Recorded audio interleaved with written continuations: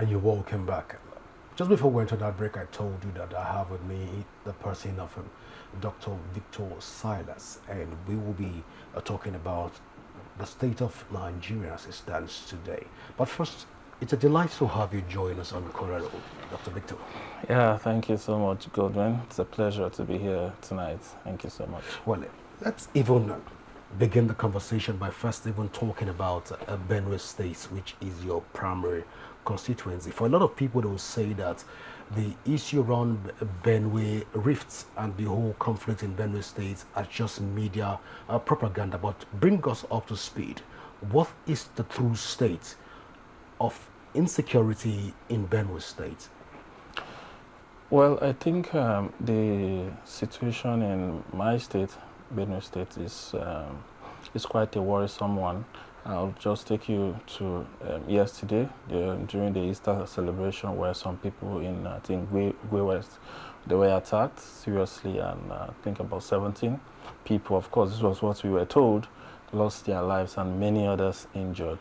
And although it wasn't just in Benue State, I think Kaduna had the same issue as well. And this seemed to be like a growing incident, particularly in Benue State of Nigeria at the moment. And it's, like I said, it's a worrisome situation. And we are hoping that the government would at least have it checked, rather nipped in the bud than, because a lot of people are dying in their scores. We've not been relieved from the pain from the Yelwata massacre, and this is also happening, and it seems to be progressive. And because we have not had if anybody, although some arrests were made, we've not had if anybody has been prosecuted or anybody being brought to book. So it goes on, and I think with such kind of attitude, it would only embolden these perpetrators to continue to cause mayhem in the state. So sadly, this is the situation of the state for now. So from Yewata down to Agatu, Ado, we travel down to even Vandekia, we have pockets of insecurity in Benue State. Daily, unreported daily incidents of this magnitude. Yes. But then, are these not just media propaganda? No, they are not. They are situations on ground. I have a chieftaincy title from Ubojuega. It's a community somewhere within the Otukpo local government, and the king of that place is a very close friend, you see, and these people constantly are being attacked. So there's virtually no week they don't get attacked. So this is the situation. So it is not mere propaganda that a lot of people are trying to make it to look like. These are real situations on ground. You're saying it's a real situation, but then taking the conversation down to Otukpo, which you've mentioned, Ado, and the rest of them, for a lot of persons that are not in Benue State, they will say that this is an attempt to disrupt the Governor alias government and make the government seem incompetent in addressing conflicts within the state. How will you even assess the governor's performance so far in this regards? Well, nobody should. I think that would be a wrong perspective to channel such such happening in a particular state. For example, the Benue State's killings have been there for many years. You understand? During before the previous administration, during the Governor Tom administration, he was almost crying on the television most of the time.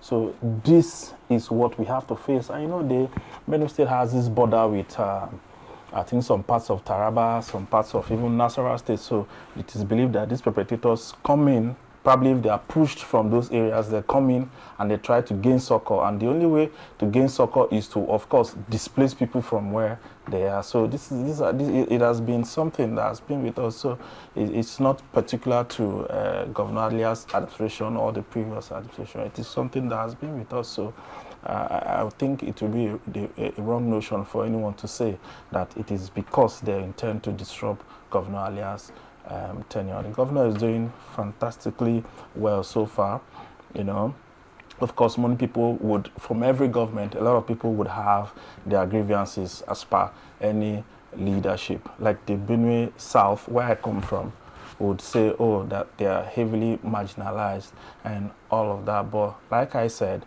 every leadership has its own problems, and you might not be able to satisfy everyone. Okay, so these are, apart from those, I don't think the governor is doing poorly in the state.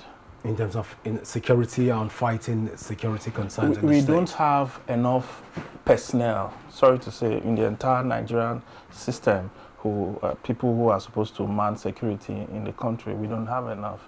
And I think that will bring us to part of the discussion tonight when you talk about the community policing policies and how to incorporate the locals, give them the necessary training to defend themselves, because they know some of the people who come around, there is a vicinity before the main intelligence will come around or security operatives will come around. They should be able to repel certain attacks, but because they don't have some of those training, they don't even, the vigilantes are not well equipped.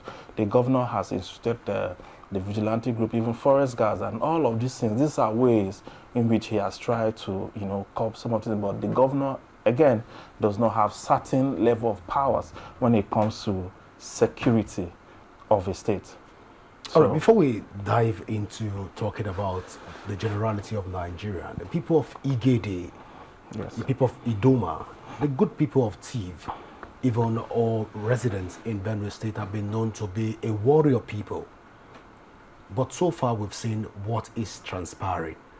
Could this be that the gods of Benue State is angry with the people and is unleashing doom, as some persons have said from a lot of quarters? No, that is not a thing. I think there's some level of fear in some of these areas. For example, I'll give you an instance. A particular man somewhere in Jalingo, if I'm not mistaken, who was attacked in his farm while carrying out his farming activity, and of course he was able to overpower the individual and kill the individual. That man is being sentenced to life imprisonment. Do you understand that?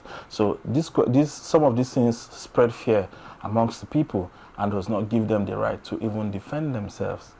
All right, so this may be one of the issues, because I know in Agatu there were times many years ago where they stood firm against insecurity in their place, and the adult people too, who we refer to as the adult militias, they are strong people naturally. They fight, their children come from far and wide to come home to defend the land.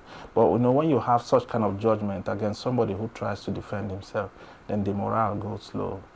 So I think this is just what. So it's not that the gods of Benue State have become very angry with the people. Not at all. And as such, they've turned their back against the people of Benue State. Not at all. Not at all. Or that the people of Agatu, Ado, the Idoma, Tiv, and the Igede generally have become so weakened that they cannot defend themselves again. You're saying it's based on the previous court judgment. That's why we have all of this. That's just one scenario I have given you. There's been a couple of those scenarios over time, from last year to this year, where people try to defend themselves and then they end up behind bars. So when we're in a digital world now, everybody's in the internet, both those in the villages, they're in the internet, so they see these things. So what would you think if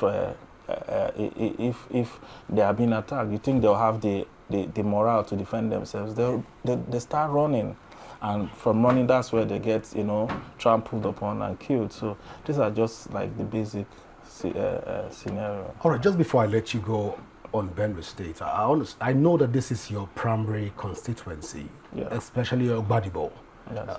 But looking at the generality of insecurity in Benue State, should we believe that this is going out anytime soon?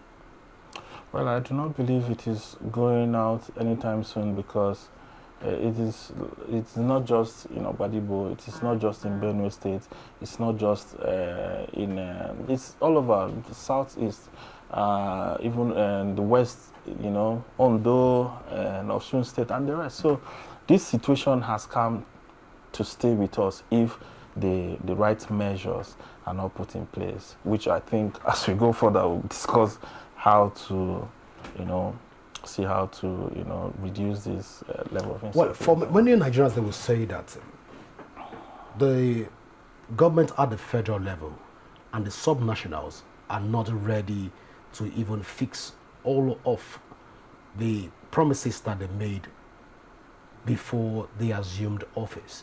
But you are in the field and you understand basically all of these dynamics. Tell us, when you look at the policy framework of government, are they practical, are they realistic in tackling some of the challenges that Nigerians are going through right now? You see, my other brother would say, if a thief has gone to somebody's house to steal and he gets stung by a scorpion, he cannot complain. That is about the situation of Nigeria.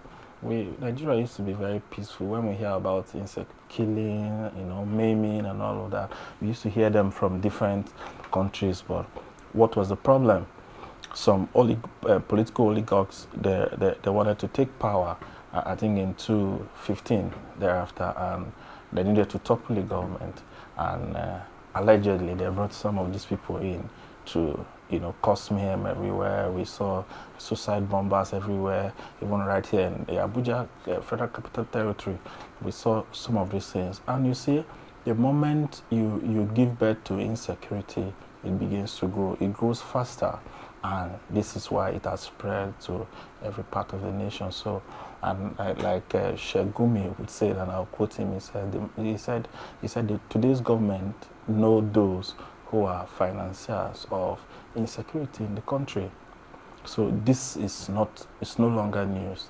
So, and we have not heard from the presidency if there was maybe a counter statement as regards that. So, so the general public would be made to believe that this is the situation, and if this is human-infested problem, it is still we who can eradicate them. So that is just it. Well, over the weeks again, a lot of Nigerians have witnessed some form of cross-carpeting, we've witnessed some form of a convention, we've witnessed some form of interruption in party political leadership. alignment. So when we look at all of this put together, is this a deliberate move to disrupt the government, or is it a deliberate move by the government to interrupt minority political parties or not to political parties in order to stay afloat? So if I understand you very well, the political disruption, are you referring to probably the government of the day? We've seen what has played out in the ADC. INEC has gone ahead to even remove the name of serving ADC acting national committee, working committee. Yes. So when we look at all of this put together, can we say it's a deliberate attempt by the governor of government? Of course, the Labour Party has had its own fair share. The ADC, it's collecting its own right now. PDP has enjoyed its own over the years.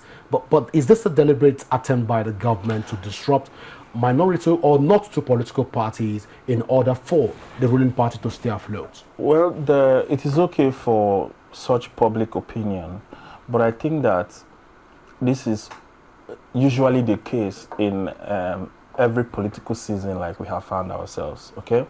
And new political parties would emerge, opposition would always, of course, cry of marginalization and all of that. These are all political antics, okay?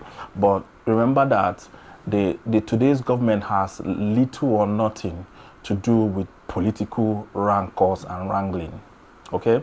That is why most times during the primary, even after the primaries, when you go to court, at the end, no matter how far you go with the case, you will still be referred back to the party structure, because the court also does not interfere with political party activities.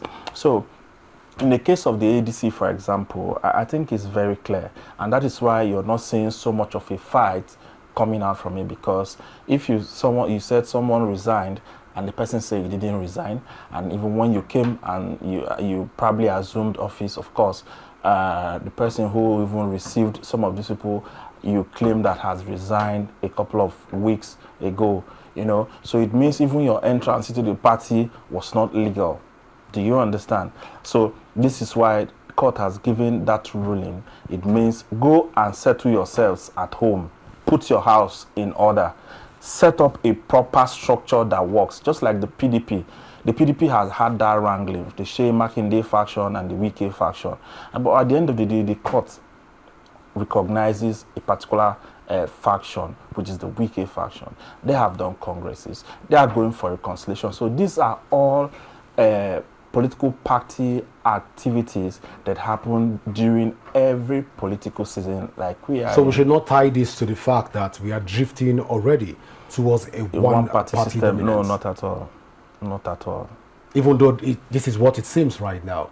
No, and for a lot of Nigerians, over the weekend, I've said that INEC is deliberately working with the ruling All Progressive Congress in order to frustrate other not two political parties. You, in your opinion, you don't think that this, for Nigerians, a lot of Nigerians are right in this regards? You see, we have done political party arrangement is more like unionism. Sometimes you begin to shout and cry foul when actually nothing is happening. The only thing you're trying to do is to buy time, get sympathy, and then so that you can do what is right. But each and every one of these people, from Atiku down to Rotimi Amechi, down to even Senator David Mark, and every other people in ADC knows what to do. Okay? And until that is done, okay, if they field any candidates for any office, it can easily be taken from the court. So my basic advice is people should look, politics is beyond sentiment. It's what is enshrined in our electoral laws, and political parties are guided by these laws, and they are supposed to follow through by these laws. So I feel the ADC is a strong force, which is very commendable. I want that to happen because it would not be correct if the APC is the only political party without no opposition. So that would give you a fair share of how would you put it now, equity in terms of elections and all of that. Fairness in elections. So they need to go back to the drawing board. Where did we get this thing wrong? The people on the other side call them together and settle themselves, rearrange the structure and come up with a proper structure which the court will recognize, which the INEC will also recognize, and then they can go on and have their congresses from the ward levels down to the national levels, and then they are ready to field candidates for different offices in the forthcoming elections. Well, the APC have come out to say that they have no hand in what is going on in the ADC. But this is a similar case, a similar scenario, and a proverbial word that says that a witch cries at night and the child dies in the morning.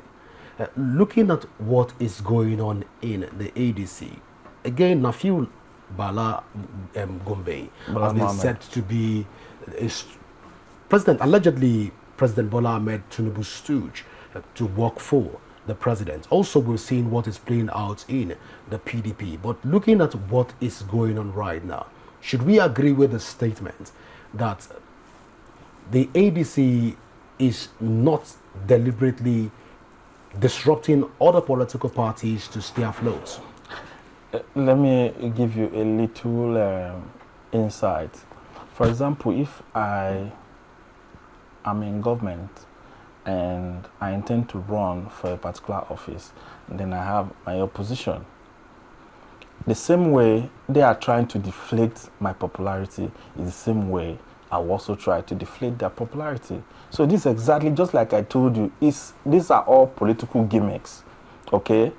So it's beyond emotions. So like I said, it's still about crying foul so that they buy time and get sympathy from Nigerians. But real politicians know that it's just a game that they are all playing. At the end of the day, like I told you, they need to go back home and rearrange the structure, the political structure from the federal, the National Working Committee, and that will go down to the various local governments and wards. That's exactly what they just need to do. So you think because the bone of so contention you think they've not done that at the moment? It's not been done, but I think someone like Atiku is smart enough to know that this is exactly what they need to do at this point in time. Even though we've seen that Ralph Nwazirike officially, and we've seen documents also that says that Bala Nafiu resigned from the party. The documents are all over. He's also saying he didn't write that. That there's a forensic also that shows that there was a pattern in the way he writes the chairmanship and the signature. Not until it's still in court. Yes, by the way. So yes. let's not. So that's exactly what I was to say. Not until a competent court has ruled that this is it or this is not it. We cannot be here to debate. but looking at the light of this conversation, the likes of Peter Ede was not a central chairman of the ADC. And a lot of them, 6 geopolitical zone chairman, actually resigned. Now, after given a number of period of time, we're seeing Nafiu coming out to say no, he did not resign. Doesn't this seem like propaganda in order to disrupt? Did he declare? You see, like I said, political parties have their laws that guide them. Okay. For example, it's not enough that I just write a letter that I am resigning from a party. It has to be addressed to your ward chairman. It has to be publicized, you see. So if the process is not complete, then it is not complete. So we should say the likes of Peter Ede did not resign. Exactly. Because let me tell you, even if they've come out openly to say that they resigned from the party, let me tell you, you're saying that they did not resign. Let me tell you the reason why they are coming back. So Ralph Nwazirike also did not resign from the party. Let me tell you why they are all coming back. All right. They didn't think that the ADC was going to attract the level and caliber of people who are currently in the party. And let me tell you, most of these people are running for their pockets. I can tell you that for free. So with the emergence of Kwankwaso into the structure, and this other young man who came in here, was it last week or so? So with the kind of people coming into the party, they have seen that there is a possibility that if the APC do not put their house together, these people can muscle power away from the APC, and then they are trying to fall in line. That's exactly what they are trying to do. So somebody who wrote resignation letter is now saying, "Oh, I didn't write it," whereas of course the signature is the same, everything is the same. So you're saying invariably that Ralph Nwazirike will likely return. They are all back. When you meet with this, they are all looking for their pockets. So Ralph Nwazirike will return back to challenge David Mark. Is that what you're saying? Even though we had the media press conference where he openly said he is resigning. That is why I said a lot of chapter chairmen were also resigning. So you're saying at this point that the tendency that all the Ralph Nwazirike team will return back to challenge all of the leadership structure of ADC. Politics is about bargaining, lobbying. It's just like you're asking for the arm. If you don't get the arm, you get the leg. That's exactly what they are all doing. Do you understand? So we have seen people who insulted Mr. President the most in Nigerian history. Today, some of them are appointment holders because, of course, they fell in line. So these people are only trying to fall in line. And that's why I said they know what to do internally. Call themselves together and say, look, these are the people that we feel that can chair this party for us to get victory in 2027. So you fall in line, what do you want? And everybody agrees and it's done. It's in just a sitting, these things can be resolved. These are just internal party wrangling, and the court or even me cannot interfere in it. So it has to be them who will put their house in order and then come back to the court and say, okay, these are the people we are fielding to hold positions at the national level, and we are done, we are good, and then it goes on. So that's just exactly what it is. So let's take sentiment out of it. So let's take sentiment out of it, but yes, in the case where Nafiu has been silent for a long period of time, in equity they will say he has slept on his right, but then he's back right now. how correct is it to say that he is not working for the current administration in order to destabilize the ADC? If you're saying he's working for the... I'm not saying, I'm just saying, how correct can we say? Nobody can prove that, except if you can go into his there have been a lot of conversation. whispers and speculations that he is working for the current administration. No, in politics, yes, you should expect all of those to come out. These are all game. These are political gimmicks. People can come out and say, "Oh, Sowore, somebody like Sowore is a very good. Sowore is a good person. I respect him a lot, but he knows the game. So that's why I feel before they arrest Sowore, he's already shouting everywhere. Do you understand? Yes. To get public sympathy, to get attention, and all of that. And then he knows how to work his way through the government all the time, and it works for him.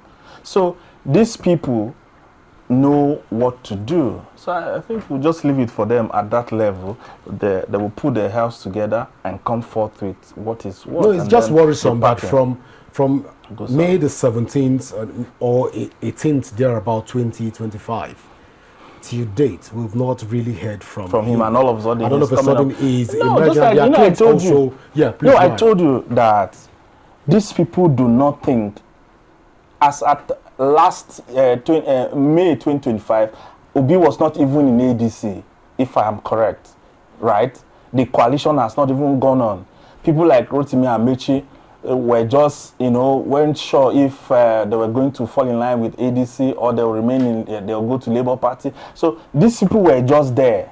So the major activity with the ADC started, I think, sometime in July or August thereafter last year, and then you see all these big weights coming in, and so these people did not think that the party would become. It's looking more like, I would say, from my own perspective, maybe the second force, big force right now, given the caliber of people that you have in the party. And the PDP has have serious issues, and most of their political bigwigs have left the party. Some, like the Osun State delegate, has gone to AC. Sheyi Makinde, we're not sure if he's going to remain in the PDP. I know reconciliation is going on. So the few people you can have there is Saraki, and even some of the BOT members, and Angry, like Bode George, and all these people. So you will say that ADC, with the caliber of people they have now, look more like a more promising party who would, and that Wike has been doing everything for Mr. President. He's a current serving minister of the APC. In fact, there was a time on live television where he was a PDAPC. So one can say, oh, maybe the PDP is in line with the APC. If somebody is coming with such allegation, I might be in a very tight box to say that is not possible. But looking at ADC, no. These other people who are trying to come on board at the moment, where people who say, oh, I didn't think this thing was going to become this big, and no, it's now big. So, and as national chairman, there's a lot I can get, because do you know what it means to be a national chairman? Well, I'm just so let's leave that for between May the 17th or 18th till April the 3rd, 2026, he has been mute. All of a sudden, it's coming out. You've said that perhaps they never saw this coming. But the reality of it right now, in order to even set the record straight, he was not the only person who resigned. He's not the only person. I think even deputy national chairman also. So they are all coming back now. Yes, they are all coming back now because they're saying that the party is. But doesn't this spell doom for our nascent democracy if people have openly resigned from a position and they are coming back because they've seen major development in the party? Doesn't this speak doom to our nascent democracy? I think we'll be having that part of that conversation later as we progress, because you see, I have told you that most of the people who are in today's politics do it for their personal gains. Okay, so we are still yet to have a society where people are selfless, people who really want to lead, not because of the power, the fame, the money that comes with it. Do you understand? So this is the situation. They're just fighting for what they think is theirs. That's just it. Interestingly, I know you've been able to go. You've seen the resignation letter. Yeah, but looking at it, even from your own perspective as an analyst, do you think that that document was forged? You see, until an expert is able to... When you look at it from... okay, let's take it from a layman's perspective. Let me tell you, let's not take it from an expert are very opinion. good. No. When you look at it from your own angle as an analyst, do you think that that document is not an original document? For me, I think looking at what INEC stamp on that document, I think it's an original document. But you see, in politics, anything is possible. You see, people are very good at, in fact, with the time of AI, you can scan somebody's signature from a previous letter and attach it. And what we are seeing there is just black and white. But the stamp is red. So I'm just saying, so I can lift anybody's signature, prepare a letter as it would be, then backdate INEC stamp. No, then fix it, then get somebody to take it to submit to INEC, and then INEC, what does INEC do? INEC is just to accept. Then acknowledge it even without investigation. No, why should they investigate? Democracy, we can now say that they don't really. So INEC is complicit. No, INEC has failed Nigerians. By not doing their due diligence to know if Nafiu actually resigned or not. They don't need to carry any form of due diligence. So INEC has been negligent. No, you don't get these things. All right, please help us. If, for example, if I'm the national chairman and then you are the INEC chairman, and then you have gotten a letter from me that I am resigning. The moment the letter comes, it doesn't mean that it comes to you directly. The letter comes to the office, and there's somebody who is to accept that letter, and that's why you see received by, and you see the stamp. So they don't necessarily have to go and dig in. They don't have to go and start digging into the party whatever to know if truly this person, or even though INEC is supposed to be the electoral umpire, they're supposed to be in charge of even checkmating political parties to ensure that there is no form of irregularities. Just like have INEC failed Nigerians? No, looking at the documents. For now, no, INEC has not. Looking at the documents, INEC did not do their due diligence. No, this letter can even come by post. Do you know? You can just post it, send through post. If somebody doesn't have to INEC acknowledge the letter openly with their stamp on it. That's what I'm saying. And the department responsible for that did not do their due diligence. You don't even know if INEC even published it, because when you get such kind of letters, you publish it on your portal, okay? And I think it was the reason why David Mark was even accepted. Do you understand? And even put in the portal for a period of time. Now it is until the same Nafiu now has gone to court and said, no, I didn't do this, and then probably brings out credible evidence, and the court ascertains that this is it, then INEC goes back and updates their portal. Do you understand? So it is not necessarily the duty as enshrined in our constitution of INEC to carry out any form of investigation as to why somebody is resigning from his position. So INEC has no business in even finding out if this person they are not supposed to be partisan. I hope you understand that. Well, it's not being partisan. It's just it's being partisan because if Mr. A is saying that I've resigned from this party, shouldn't it be the job of INEC to say at this point in time? So long as it's not in the rules and the regulation of the INEC, they don't have anything to do with it. And theirs is to accept the document.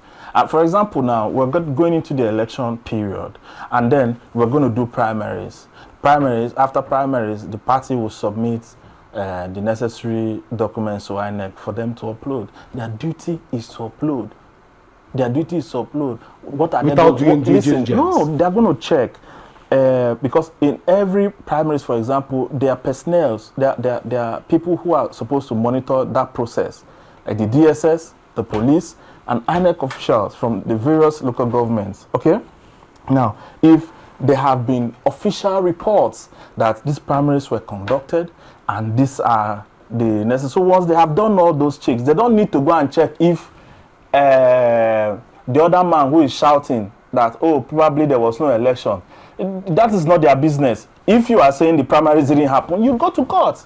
When you go to court and you get judgment, whoever's name that has gone there before, they pull it out and put the new person. That's how it works. So it's not necessarily their duty enshrined in their constitution that they should go and start doing investigation on on some of those matters. No. Well, so right now that is having negative impact even to our democracy, to the world, because the whole world is watching us right now. Like, our democracy has become like a joke where anything goes. This is also rubbing on INEC.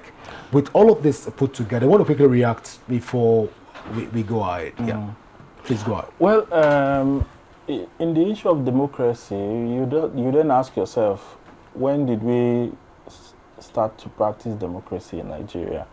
You know, so I believe that it is still too young in to, that. it's No, too, I mean young, too early to judge Nigerian democracy. It's still in that still evolving. growing phase. Yeah. And we are hoping that as we go forward, I think in part of this our discussion too, we'll be talking about certain reforms. You know, how to, you know, stabilize the country.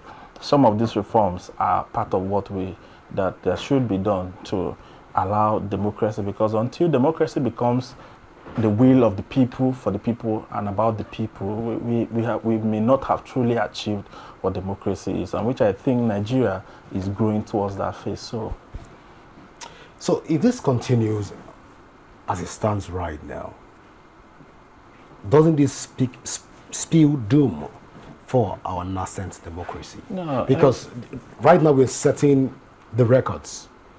We are setting a particular trajectory.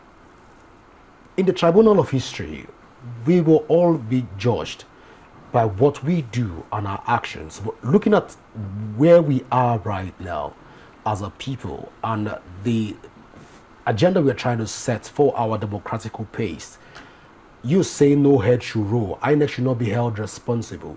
Shouldn't we hold somebody responsible at this point in time, even before we talk about reforms? No, if they have gone against their electoral act, their laws that guide them, and every law, there are subsection of laws because of political parties, elections, and all of that, different section of it. So until it has been ascertained that they have gone against the slated constitution for them, yes, of course, they should be held accountable for it. But outside that, I don't think they should. Well, you are a lawmaker, and of course, you understand the legal dynamics. Let's talk about the reforms, even beginning from Benue State right now, where it's also been speculated that the Benue State House of Assembly have become a rubber stamp assembly for Governor Alia. If you want to begin to recommend reforms for our nascent democracy right now, when it has to do with our electoral laws, what will that reforms be, beginning from Gbadebo, then Benue State, and then Nigeria at large? Well, when you talk about reforms, it's a whole lot of work to be put in place. And I, for one, would feel that such reforms should begin from the electoral laws. It should be looked into properly, and a lot of things taken from it, and the necessary corrections should be made. Because when you look at our electoral laws, they do not serve the need of the average citizens. They're just meant to serve those who are able to, who have mastered the craft and know how to, upturn some of these things for their use. So, with the electoral laws being reformed, I feel that at that point in time, leaders can now begin to be held accountable for their leadership. But then, just like you said, I do not believe that the assembly members are rubber stamp. Well, it's like alleged. People say. Yeah. For example, I give you a simple. Yeah, I give you an example. At the global level now, President Trump has just gone to war in partnership with Israel against Iran without seeking approval of Congress. What would you think that is? So, it is not just in Nigeria. It is not just in Benue State. Okay? It is everywhere. But at the stage where we are growing. And we think that when these reforms happen in its earnest. He needs stress from not making him worse than it is at the moment. It is at that point that every lawmaker knows that he or she is on checks and balances.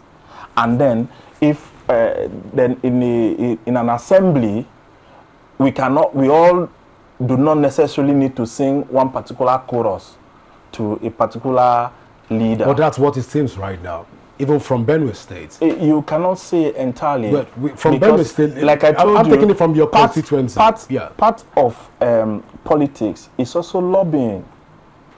Even global politics, it's lobbying. You heard that the ADC are paying some lobbyists to lobby the American Congress, the US Congress members, to speak to Mr. President Trump on their behalf. So these are permitted within the system.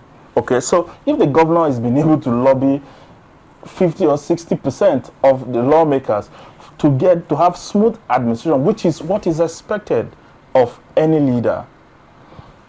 Fubara in Rivers State has not been able to do that because he doesn't have the majority of the assembly members on his side, and that's why you see the so fighting. By lobbying at this point, you mean buying the legislature? It's not buying the legislative it's not buying, officers it's off. making them. In this context, it's buying them off to your side, because you cannot prove, making them align to whatever principle and whatever agenda you're setting. No, what you cannot prove, you cannot allege. Do you understand?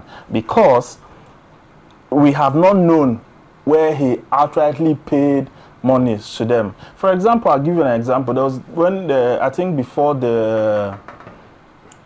President needed something done, and then we heard that National Assembly that the senators got $10,000 and the House of Reps members got $5,000 each. And then when the president was approached, he said a particular system was coming, and he gave his people money to go and relax themselves. So if he has not done anything within what is enshrined in the National Assembly and even his seat as Mr. President, you cannot say that he has bought them over. But for example, a good leader should be able to explain, I have these ideas, I have this thing I want to do, and I need your support. And if he has been able to explain his objectives, and of course you don't expect everybody to buy into the idea. If majority buys into the idea, he has a free pass in the House. That is exactly how it works. Do you understand? But when there's rancor, when there's fighting, sometimes you see them in the House, they are jumping on tables, fighting, is because it is the leadership. The leadership have not been able to convey why the House members should support this particular motion or support this particular project. Do you understand now? So it is not that they are rubber stamp.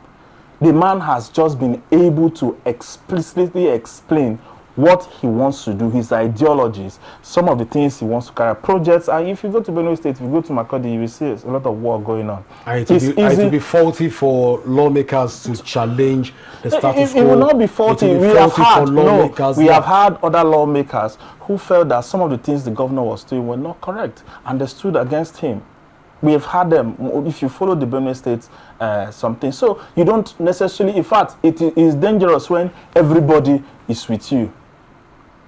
Do you understand? But so long as you're still having opposition and some people are coming to say, hey, no, we don't approve, it means that there is no rubber stamp as people would want to give it. And I tell you, this is politics. People can say a lot as they wish to say. And the major problem the earlier administration is having is because the young man has just refused to share the national cake the way it used to be before. The man has decided to work. Go and see the level of work going on in Benue State. It has never happened like that before. So be sure that those who used to feed from the monies for those projects are no longer feeding from it, and they are not happy. And some of them are big weights in the state. So these ones can instigate some of their boys whom they were able to see through into the assembly, and these are the ones causing problems. So are you alleging that some big weights in Benue State are the ones? Of course, but this is politics. This is politics. If I want to push, hold on. If I'm a big weight in the state, for example, and I'm interested in something, you have to put up a fight. Do you understand? You have to put up a fight to get something. Nothing is given to you cheaply in politics. So you put up a fight, not that you're actually coming to punch somebody. Even if it costs the life of members of the state. Is anybody dying so far from the rancor? If there's rancor within the assembly, no, nobody's dying.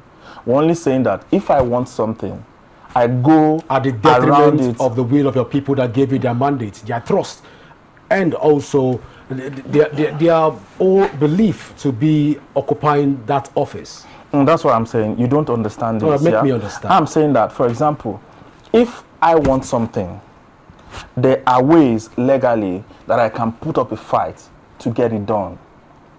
All right?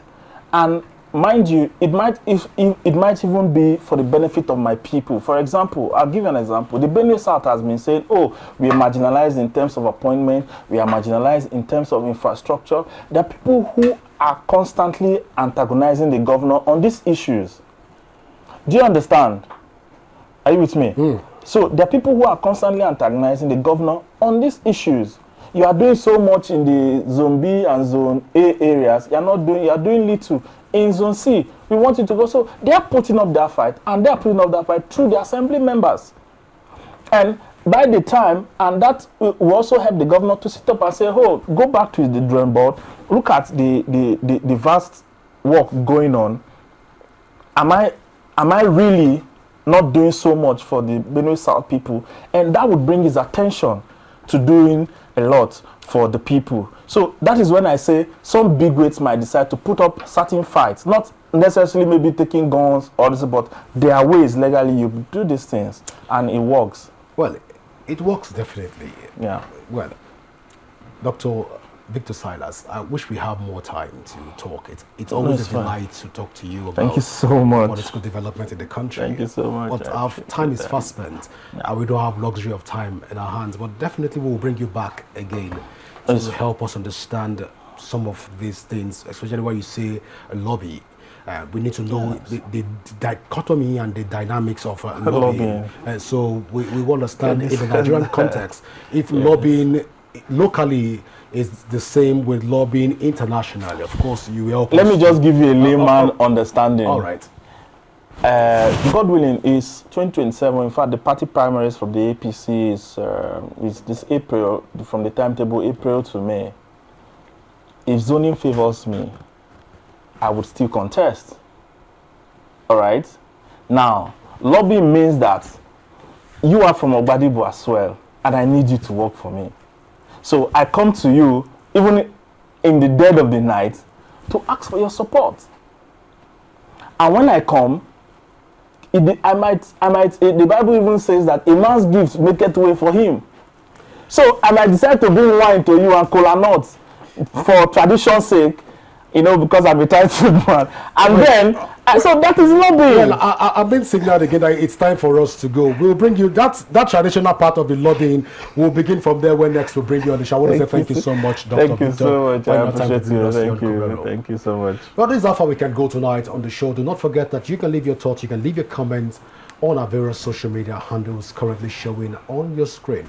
And you can also download the Rapid TV app from your Android and iOS devices to keep track of our broadcast. My name is Godwin Sunday.